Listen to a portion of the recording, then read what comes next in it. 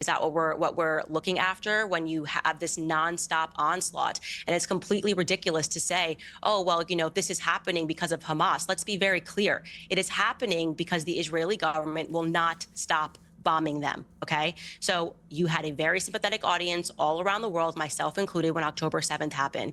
There was not a single person that should or could justify the terrorist acts that was enacted by Hamas. But the collective punishment that is being assigned to the Gazans, the Palestinians living in Gaza, is also unacceptable, and the entire world should condemn it, and it should be made to stop. And I do believe that a radical fringe has taken hold of Israel. And further evidence of that, by the way, is that we are not even allowed to critique Israel without having people like Rabbi Shmuley, which I never said he threatened to murder me, but he has threatened me for 2 years, essentially trying to bully people into their belief that they have a right. You never said that I threatened to murder you? We're going to post every No, I never said that you threatened to murder me. Don't cut me off. I did not cut you off. Okay, I will not cut you off. Go ahead, please. I did not cut you off, okay? The point is that now what's happening across America is that you have Zionist organizations that are threatening and bullying people because people are taking a stance against this act against humanity. What they're doing is inhumane in Palestine. And so what they're doing is they're saying this person should get fired, this person should lose their job. The Zionist Federation of Australia just asked for me to have my visa banned simply because I don't support what Israel is doing. And if that is what I have to pay, if ultimately what happens, I get my visa banned because Zionism has a lot of money in media, then so be it. It's less of a price than the children in Gaza are paying right now. And as a Christian, I will never support what Bibi Netanyahu is doing. Right, and what's interesting to me, Rabbi Shmuley... May I respond? Hang on. Yes, but let me just say again the question I put to you earlier.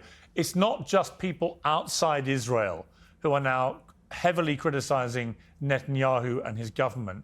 It is people inside Israel in massive numbers. And so my question for you is, why? Why are so many people inside Israel taking to the streets to demand that Netanyahu stop this war? No, they never said he should stop the war.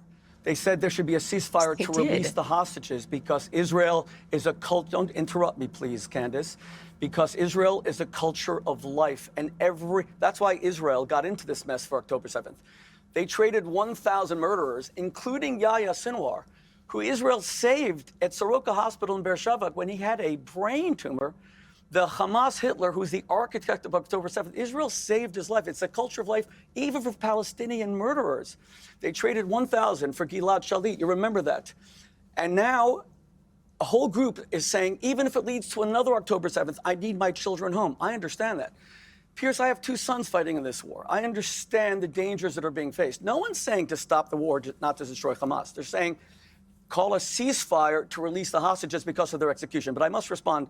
First of all, Candace just said that Israel dropped more bombs on Gaza than on Dresden. What's your source for that? Do you know that in Dresden, there were 1,000 Lancaster bombers sent over 2 nights by Churchill, and then 800 American, that's 1,800 bombs. What's your source that Israel dropped more than on Dresden? So it's just interesting because you realize that you use Dresden as an example to justify answer the what was question. You just Israel. made Pierce. This is deflection. I said more tons you of said explosives. That Israel. You just made a blood libel against the Jewish state. Dresden was 1,000 Lancaster bombers over 2 nights. I am asking you, what is your source? This is getting very boring. The answer. Okay, don't interrupt me, please. The answer is Pierce. It's my turn. Pierce, Rabbi Shmuley, you can't ask someone a question and then refuse to let them answer. So I asked for a source. I didn't ask for a deflection. Go ahead. What's the source? We've heard the question. Absurd. I'm going to respond to what you are saying. This tactic of when anybody brings up anything that Israel is doing is wrong, you get to just scream blood libel and anti-Semitism. Don't interrupt her. Oh my gosh, it's a blood libel. It is not a blood libel to talk about the amount of death and the tons of explosives that have been dropped on the civilians in Palestine, okay? That is not a blood libel against Jewish people. This is such a nasty and perverted tactic, what is your which source? essentially says, I don't have to debate anymore because I get to just call everybody a person who's accusing me of blood libels. Okay, truly, what is happening right now is that the blood of Palestinians is being shed. Okay, that is not a libel against the Jews. That is a fact and a reality against Bibi Netanyahu and this government, which has gone extreme in their response to October 7th. So stop this tactic. Understood. Pierce, can I now have my turn again? All I asked was the source. Clearly, she has none. It was invented out of whole cloth. That's what a blood libel is. A blood libel is when Candace Owens says that the actual medieval blood libel, that Jews killed Christians and drank their blood, I will she pull up the actually source for you. believes that. She's please don't interrupt me. I will She find actually you the says source. that there were Christian bodies found all over Europe.